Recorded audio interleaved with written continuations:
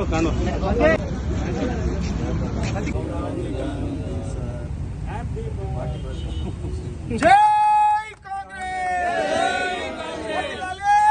గాంధీ గారి నాయకత్వం,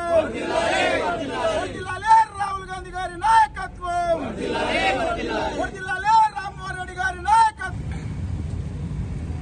బర్గి town president Ramakrishna Reddy గారు మరియు market committee chairman Parashuram Reddy గారు, మన మున్సిపల్ చైర్పర్సన్ రజిత వెంకటేష్ గారు, మన హనుమంతు రాజ్, ఇంకా ఈ కార్యక్రమంలో వెంకటరాములు, మన బర్గి రూరల్ అధ్యక్షుడు ఇంకా రాజు, చాలామంది ఇక్కడ హోమా అధ్యక్షుడు కూడా శాంతకుమార్, అందరికీ కూడా ఈరోజు రాహుల్ గాంధీ గారి జన్మదినాన్ని పురస్కరించుకొని ఈరోజు దేశవ్యాప్తంగా ఎక్కడ చూసినా సరే ఒక బర్త్డే సంబరాలు చేసుకుంటున్న సందర్భం లోపల మనమంతా సంతోషంగా ఈరోజు బర్త్డే చేసుకుంటూ, ముఖ్యంగా ఇంతకుముందు తమ్ముడు రామకృష్ణారెడ్డి చెప్పినట్టుగా భారత్ జోడో యాత్ర అంటే అది మామూలు విషయం కాదు.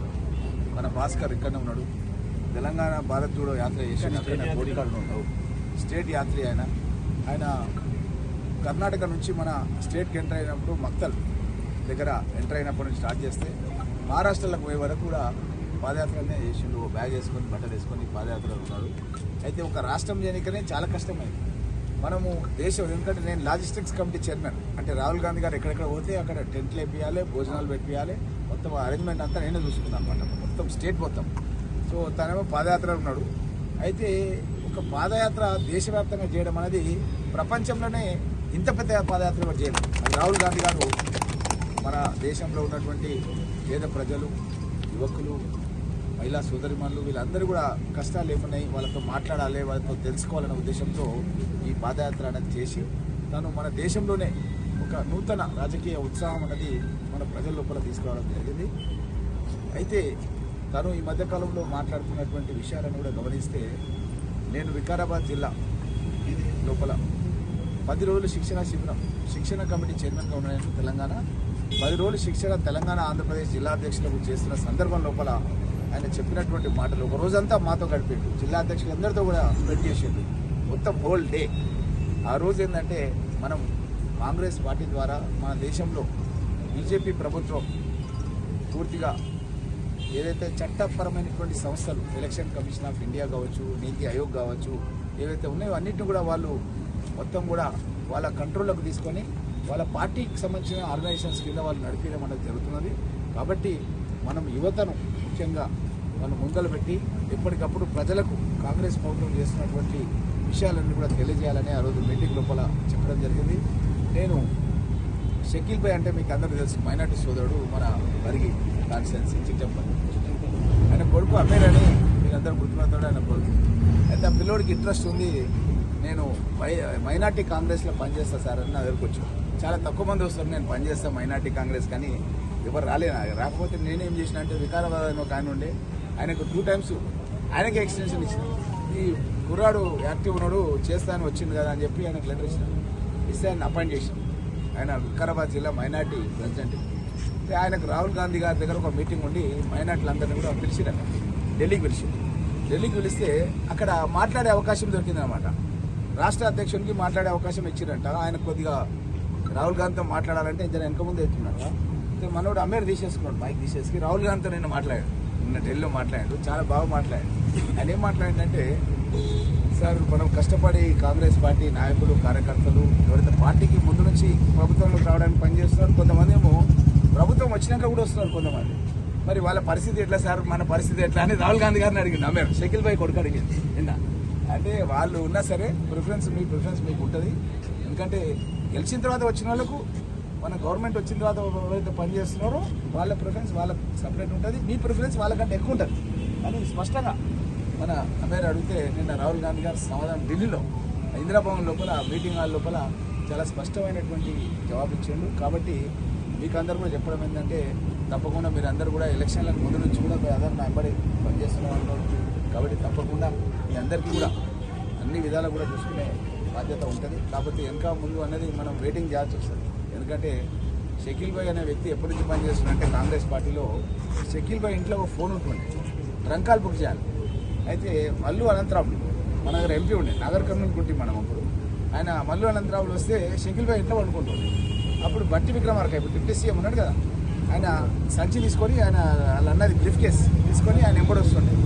ఎదిగి షకిల్ భాయ్ ఇంటికి వస్తుండే. ఆడికి వెళ్ళి ట్రంకాలు బుక్ చేసి రాజీవ్ గాంధీతో మాట్లాడుతుండే. ఎవరు మాట్లాడుతుండ్రి? మల్లు అనంతరం ఆయన ఎంపీ ఉండే, ఆయనతో ట్రంకాలు బుక్ చేయాలి. అప్పుడు ఇట్లా సడన్గా ఇప్పుడంటే అప్పుడు ఫోన్ అమెరికా కూడా మాట్లాడుతున్నాం, హనుమంత్ కూడా బిడ్డతో కూడా మాట్లాడతాడు డైలీ ఫోన్లో. కానీ ఇప్పుడు ఆ పరిస్థితి లేదు, అప్పుడు ఆ పరిస్థితి లేదు. దాన్ని బుక్ చేయాలి, బుక్ చేసినాక మళ్ళీ అది వస్తుంది అనమాట. ఫోన్ అది వచ్చినప్పుడే మాట్లాడాలి. అట్లా మాట్లాడుతుండే అనమాట. అట్లాంటి వ్యక్తికి ఎంతో అనుబంధం ఉండే కాంగ్రెస్ పార్టీకి. అరే మేము ఇన్ని ఏం చేస్తున్నాం సర్పంచ్ ఓడిపోతే ఎట్లా ఇది అంటే బాగా ఉంటుంది ఆ కుటుంబం. ఈరోజు ఆయన కూడా వాళ్ళ కొడుకు కూడా రాహుల్ గాంధీతోనే మాట్లాడే అవకాశం దొరికింది. రాహుల్ గాంధీ మాట్లాడగానే వాళ్ళ ఫోన్ నెంబర్ అనేది తీసుకున్నారంట.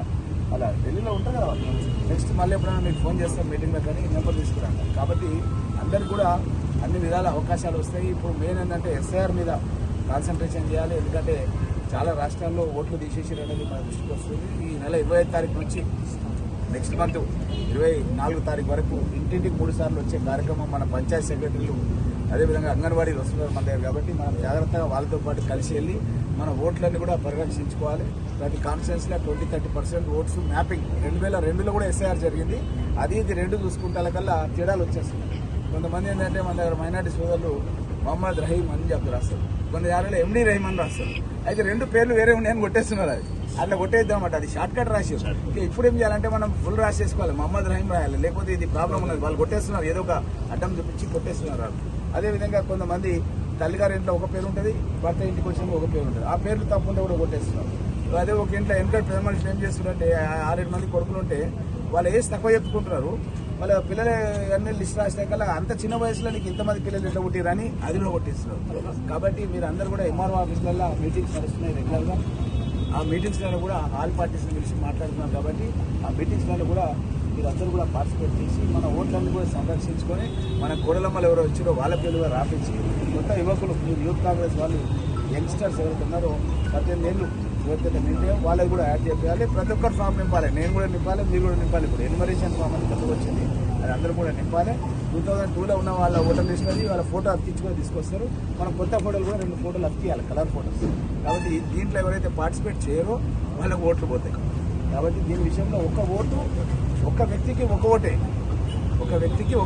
మన ట్రైనింగ్ విభాగం నుంచి గాంధీభవన్ నుంచి కూడా రాజేష్ వచ్చి చెప్పాడు మీకు అందరూ కూడా. విన్నారు, ఒక వ్యక్తికి ఒకటే ఓటు ఉండాలి.